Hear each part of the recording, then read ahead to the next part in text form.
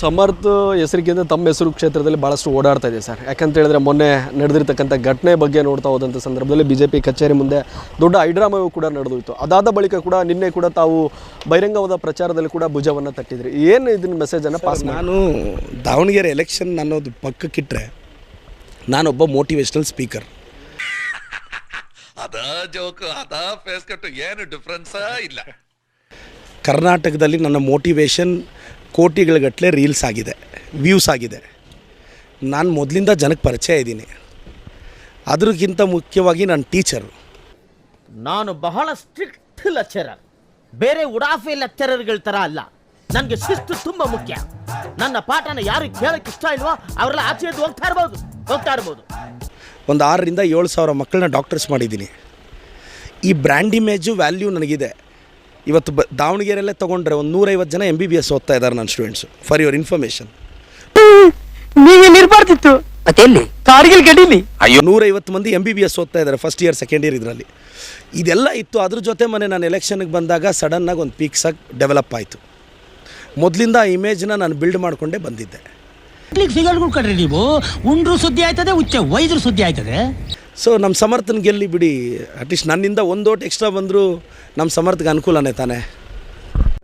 ಏನು ರಥ ಮಾಡಿದ್ರು ಸಾಧ್ಯ ಇಲ್ಲ. ಈ ಬಾರಿ ಅನುಕಂಪ ಮತ್ತು ಗ್ಯಾರಂಟಿಗಳು ಎರಡೂ ಕೂಡ ಈ ಬಾರಿ ವರ್ಕೌಟ್ ಆಗುತ್ತೆ ಸರ್. ಸರ್, ನಾವು ಶಾಮನೂರು ಶಿವಶಂಕರಪ್ಪ ಸಾಹೇಬ್ರ ಕೊಡುಗೆ ನೋಡಿ ಓಟ್ ಕೊಡಿ ಅಂತ ಹೇಳ್ತಾ ಇದ್ದೀವಿ. ನಾವು ಸಿಂಪತಿ ಕಾರ್ಡ್ ಎಲ್ಲೂ ಪ್ಲೇ ಮಾಡ್ತಿಲ್ಲ. ನಮ್ಮ ಸಮರ್ಥ ಕೆಪಾಸಿಟಿ ನೋಡಿ ಓಟ್ ಕೊಡಿ ಅಂತ ಇದ್ದೀವಿ. ಇವೆರಡರಲ್ಲೂ ನಮ್ಮ ಸಮರ್ಥ ಗೆಲ್ತಾನೆ, ಒಳ್ಳೆ ಮೆಜಾರಿಟಿಯಲ್ಲಿ ಗೆಲ್ತಾನೆ ಸರ್. ಯಾರು ಹೇಳಿದ್ರು ನಿಮಗೆ? ಅವನು ಹೇಳ್ತಾನೆ, ಅವನೇ ಹೇಳ್ತಾನೆ. ಅವರೇ ಹೇಳಲ್ಲ, ನಾನು ಹೇಳಲ್ಲ, ಅವನು ಹೇಳ್ತಾನೆ. ಅವರು ಕೂಡ ಸಾಕಷ್ಟು ಆರೋಪಗಳನ್ನು ಮಾಡ್ತಾ ಇದ್ದಾರೆ. ಕಾಂಗ್ರೆಸ್ ಸರ್ಕಾರ ತೆರಿಗೆ ಭಯೋತ್ಪಾದನೆಯನ್ನು ಮಾಡಿದೆ ಅನ್ನೋ ಮಾತುಗಳನ್ನು ಕೂಡ ನಿನ್ನೆ ಆಡಿರ್ತಕ್ಕಂಥದ್ದು. ಇದರ ಪರವಾಗಿ ಬೊಮ್ಮಾಯಿ ಅವರು ಕೂಡ ನಿನ್ನೆ ಟ್ವೀಟ್ ಮಾಡಿದ್ದಾರೆ. ಇಲ್ಲ, ಬೊಮ್ಮಾಯಿ ಸಾಹೇಬರು ಮಾಜಿ ಮುಖ್ಯಮಂತ್ರಿಗಳು, ಹಿರಿಯರು. ಅವ್ರು ಈಗೆಲ್ಲ ಯಾಕೆ ಮಾತಾಡ್ತಾರೋ ನನಗಂತೂ ಅರ್ಥ ಆಗ್ತಿಲ್ಲ.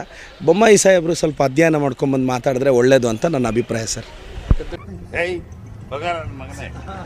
ಹೇಳಿದ್ರೆ ಅಶೋಕ್ ಅವರು ಹೇಳಿರ್ತಕ್ಕಂಥದ್ದು, ಸಿದ್ದರಾಮಯ್ಯನವರು ಕೂಡ ರಾಜ್ಯದ ಮೇಲೆ ಅತಿ ಹೆಚ್ಚು ಸಾಲವನ್ನು ಮಾಡಿದ್ದಾರೆ, ಸಾಲದ ರಾಮಯ್ಯ ಅನ್ನೋ ಮಾತುಗಳನ್ನು ನಿನ್ನೆ ಸಿದ್ದರಾಮಯ್ಯ ಸಾಹೇಬ್ರು ಹೇಳಿದ್ರಲ್ಲ, ಅವರು BJP ಅವ್ರು ಮಾಡಿರೋದ್ರಲ್ಲಿ 10% ನಾವು ಸಾಲ ಮಾಡಿರೋದು. ನಾವು ಕಾಂಗ್ರೆಸ್ ಸಿನ್ಸ್ ಇಂಡಿಪೆಂಡೆನ್ಸ್ ಡೇ ಭಾಳ ಸಲ ಅಧಿಕಾರ ಮಾಡಿದ್ರು, ನಮಗಿಂತ 500 ಪಟ್ಟು ಹೆಚ್ಚು ಸಲ BJP ಅವ್ರು ಮಾಡಿದ್ದಾರೆ ಕೇಂದ್ರದಲ್ಲಿ ಸ್ಪ್ಯಾನ್ ಆಫ್ 10 yearsಲ್ಲಿ. ಇದಕ್ಕೆ ಅವ್ರ ಹತ್ರ ಉತ್ತರ ಇಲ್ವಾ? ಇದಕ್ಕೆ ಉತ್ತರ ಬೇಕಲ್ಲ. ಸೊ BJP ಅವರೇನೋ ಡಿಸ್ಟರ್ಬ್ ಆಗಿ ಮಾತಾಡ್ತಿದ್ದಾರೆ ಅಂತ ನನ್ನ ಅಭಿಪ್ರಾಯ ಸರ್. ಈ ಕ್ಷೇತ್ರದಲ್ಲಿ ಕೂಡ ಹೈಂದ ಮತಗಳು ಕೂಡ ಸಾಕಷ್ಟು ಇರ್ತಕ್ಕಂಥದ್ದು. ಎಲ್ಲ ಒಂದು ಕಡೆ ಹೈಂದ ವರ್ಗದವರು ಕೂಡ ಭಾಳಷ್ಟು ಮುನಿಸ್ಕೊಂಡಿದ್ರು. ಜಮೀರ್ ಅಹಮದ್ ಅವರು ಬರಬೇಕು ಮತ್ತು ಅವರ ಸಮುದಾಯಕ್ಕೆ ಒಂದು ಟಿಕೆಟನ್ನು ಕೊಡಬೇಕನ್ನೋದು ಭಾಳಷ್ಟು ನಿರೀಕ್ಷೆಗಳು ಕೂಡ ಇಟ್ಕೊಂಡಿದ್ರು. ಇದೆಲ್ಲವೂ ಕೂಡ ಫೈಲ್ ಆಯಿತು. ಆದರೆ ಒಂದಿಷ್ಟು ಮನವೊಲಿಸುವಂಥ ಕೆಲಸಗಳಾಯಿತು. ಕೆಲವರು ಮಾತ್ರ ಮನವೊಲಿಕೆಗೆ ಒಪ್ಕೊಂಡಿದ್ದಾರೆ, ಇನ್ನೂ ಕೆಲವರು ಕೂಡ ಅಸಮಾಧಾನ ಕೂಡ ಆಗೇ ಇದೆ ಸರ್. ಇಲ್ಲ, 6ನೇ ತಾರೀಕು ಜಮೀರಣ್ಣ ಬರ್ತಿದ್ದಾರೆ. ಕೇರಳ ಕ್ಯಾನ್ವಸಿಂದ 5th ಬರ್ತಾರೆ. 6ನೇ ತಾರೀಕು ಜಮೀರಣ್ಣ ಬರ್ತಾರೆ. ಪ್ರತಿ ವಾರ್ಡ್ಗೂ ಕರ್ಕೊಂಡೋಗಿ ಅಣ್ಣ ಕೈಯಲ್ಲಿ ಕ್ಯಾನ್ವಾಸ್ ಮಾಡಿಸ್ತೀವಿ. ಮೈನಾರಿಟೀಸ್ ನಮ್ಮ ಜೊತೆ ಇದ್ದಾರೆ, ನಾವು ಅವ್ರ ಜೊತೆ ಇದ್ದೀವಿ ಸರ್. ಇಲ್ಲ ಸರ್, ನಾವು ಯಾವಾಗಾದ್ರೂ ಜಗಳ ಮಾಡಿದೀವ? ನಾವು ಇಲ್ಲ ಸರ್, ಮಾಡಿಲ್ಲ ನೋಡಿ. I love Muslims. ಅವ್ರು ಬಂದಮೇಲೆ ಏನಾದರೂ ಟ್ರೆಂಡ್ ಏನಾದರೂ ಚೇಂಜ್ ಆಗುವಂಥ ಸಾಧ್ಯತೆ ಇದೆ? ಇಲ್ಲ, ಜಮೀರ್ ಸಾಹೇಬರು ಒಂದು ಸೀನಿಯರ್ ಮೋಸ್ಟ್ ಲೀಡ್ರು. ಅವ್ರ ಎಂಟ್ರಿ ಆದಮೇಲೆ ಖಂಡಿತವಾಗೂ ಟ್ರೆಂಡ್ಸ್ ಚೇಂಜ್ ಆಗಲೇಬೇಕು. ಒಂದು ಸೀನಿಯರ್ ಮೋಸ್ಟ್ ಲೀಡ್ರು, ಅವ್ರಿಗೆ ಮೈನಾರಿಟೀಸಲ್ಲಿ ಒಳ್ಳೆ ಫೇಸ್ ವ್ಯಾಲ್ಯೂ ಇದೆ. ಒಂದು ಭಾಳ ನಮ್ಮ ಕಾಂಗ್ರೆಸ್ಸಲ್ಲಿ ತುಂಬ ಫೇಮ್ ಇರ್ತಕ್ಕಂಥ ಒನ್ ಆಫ್ ದ ಲೀಡರ್ ಅವರು. ಬದಲಾಗುತ್ತೆ ಅಂತ ನನ್ನ ಅಭಿಪ್ರಾಯ ಸರ್. ಮೀಟರ್ ಬೇಕು, ಮೀಟರ್. ಈ ಬಾರಿ ಎಷ್ಟು ಮತಗಳ ಅಂತರದಿಂದ ಗೆಲುವು ಆಗ್ಬೋದಲ್ಲ? ಎಲ್ಲ ಮಾಹಿತಿ ನನಗಿರೋ ರಿಪೋರ್ಟ್ಸ್ 50,000ಕ್ಕೂ ಜಾಸ್ತಿ ಅಂತ ಅಂತಿದ್ದಾರೆ. ಒಂದು ಸ್ವಲ್ಪ ಆ ಕಡೆ ಈ ಕಡೆ ಆದರೂ ಸಮರ್ಥ ಒಳ್ಳೆ ಮೆಜಾರಿಟಿಯಲ್ಲಿ ಗೆಲ್ತಾರೆ ಸರ್. ಕೊನೆಯದಾಗಿ ಇನ್ಮೇಲೆ ಈ ಏರಿಯಾ ಕಡೆ ಬರಬೇಡ. ಲೇ ಮರಿ ಓಲಾ, ಈ ಗೂಗಲ್ ಸರ್ಚಲ್ಲೂ ಸಿಗದಾರೆ ಯಾವ್ದಾರ ಸಣ್ಣ ವಿಲೇಜ್ ಇದ್ರೆ ಅವಾಗ ಬದುಕೋ ಓಲಾ. ಏನು ಹೇಳ್ತೀರಾ ಸರ್? ಈಗ ನಾನು ದಾವಣಗೆರೆ ಇನ್ಸಿಡೆಂಟ್ ಆದಮೇಲೆ ಮಾನ್ಯ ಗೋಧಿ ಮಾಧ್ಯಮದವರು, ಕೆಲವರು ಚಾನೆಲ್ಸ್ ಅವರು BJP ಫಂಡಿಂಗಿಂದ ನನ್ನ ಪರಿಶ್ರಮದ ಬಗ್ಗೆ ಸಾಮಾಜಿಕ ಜಾಲತಾಣದಲ್ಲಿ ಪ್ರಶ್ನೆ ಎತ್ತೀರಾ. ಪ್ರದೀಪ್ ಈಶ್ವರ್ ಅಂತೆ ಅವರು MLA. ಹೌದು ಸರ್. ಅವ್ರೇನು ಸುಮ್ಮನಿರೋಕ್ಕಾಗಲ್ವೇನ್ರಿ ಅವ್ರಿಗೆ? ಇಲ್ಲ, ಅವ್ರಿಗೆ ಮಾತಾಡಿ ಅಭ್ಯಾಸ ಜಾಸ್ತಿ ಅಲ್ಲ. ಹೌದಾ? ರಾಜ್ಯದ ಜನತೆಗೆ ಹೇಳ್ತೀನಿ, ನಾನು ನಡೆಸ್ತಾ ಇರೋದು ಒಂದು ಕೋಚಿಂಗ್ ಸೆಂಟರ್.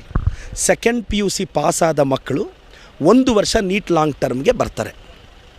ಆ ಮಕ್ಕಳ ಹತ್ರ ನಾನು ಫೀಸ್ ಕಟ್ಸ್ಕೊಂಡು ಅದಕ್ಕೆ GST ಇನ್ಕಮ್ ಟ್ಯಾಕ್ಸ್ ಕಟ್ಟಿ 1 ವರ್ಷ ಕೋಚಿಂಗ್ ಕೊಡ್ತೀನಿ, KPSC UPSC ಥರ.